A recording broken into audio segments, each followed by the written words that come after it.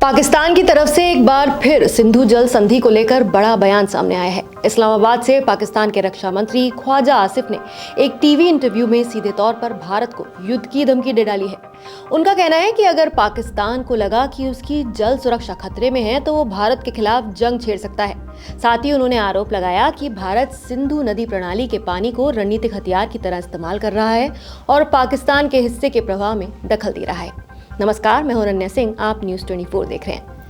इस पूरे मुद्दे में दिलचस्प बात यह है कि इसी बयान में उन्होंने ये भी स्वीकार किया कि पिछले एक साल में इस मुद्दे पर तकनीकी या फिर प्रशासनिक बदलाव हुए हैं। इसकी पूरी जानकारी उन्हें खुद भी नहीं है। यानी बयान गंभीर है लेकिन तथ्यों को लेकर स्पष्टता कम दिखाई देती है।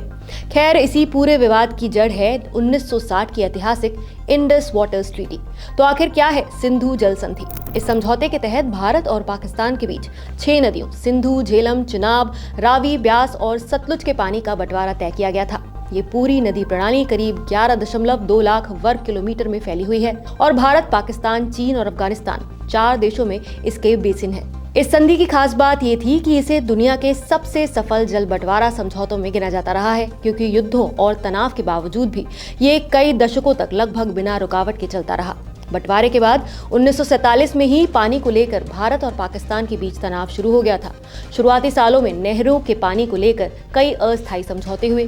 फिर 1951 से 1960 तक वर्ल्ड बैंक की मध्यस्थता में लंबी बातचीत चली और आखिरकार 19 सितंबर 1960 को कराची में भारत के प्रधानमंत्री जवाहरलाल नेहरू और पाकिस्तान के राष्ट्रपति अयूब खान के बीच इस संधि पर हस्ताक्षर हुए। इस समझौते ने यह तय किया कि पूर्वी नदियों यानी कि रावी, ब्यास और सतलुज का ज्यादा इस्तेमाल भारत करेगा, जबकि पश्चिमी नदियों यानी कि सिंधु, झेलम और चिनाब का बड़ा हिस्सा पाकिस्तान को मिलेगा। लेकिन पाकिस्तान की मौजूदा चिंता आखिर क्यों बढ़ी है? अब इस विवाद के पीछे असली वजह सिर्फ बयानबाजी नहीं बल्कि जमीनी हकीकत भी है। रिपोर्ट्स के मुताबिक पाकिस्तान इस समय गंभीर जल संकट से गुजर रहा है। खासतौर पर सिंध और बलूचिस्तान में पानी की भारी कमी है। नॉर्थ वेस्ट कैनाल में करीब 64% पानी की कमी है। राइस कैनाल में लगभग 38% कमी।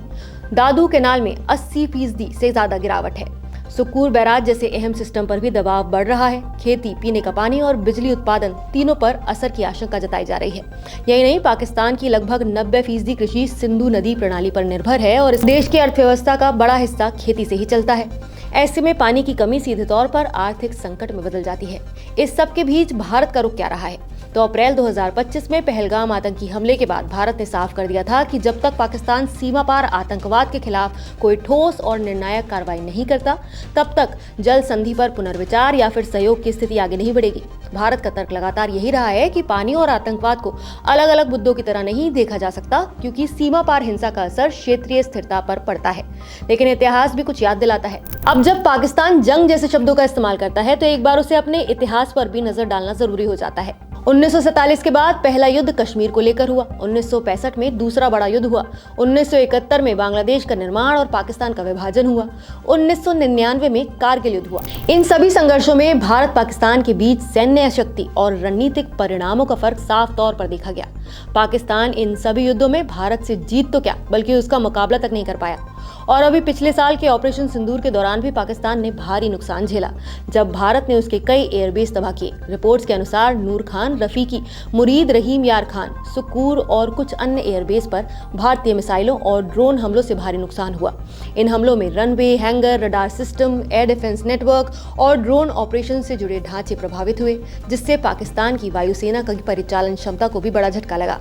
इसके अलावा कई आतंकी ठिकानों और सैन्य सुविधाओं को भी नुकसान पहुंचा, जिसके कारण पाकिस्तान को सैन्य और रणनीतिक दोनों स्तरों पर दबाव का सामना करना पड़ा। तो साफ है कि सिंधु जल संधि पर तनाव सिर्फ पानी का नहीं बल्कि भरोसे और रणनीति का भी मुद्दा है। लेकिन युद्ध की धमकी देना किसी भी गंभीर जल संकट का समाधान नहीं हो सकता है।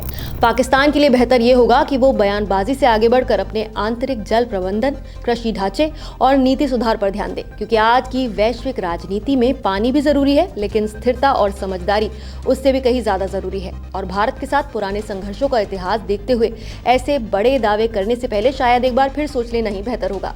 फिलहाल आप इस पूरे मुद्दे पर क्या कहेंगे, हमें कमेंट करके जरूर बताइए।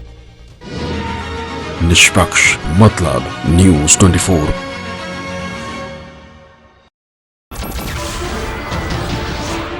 नमस्कार, मैं हूं मानक गुप्ता।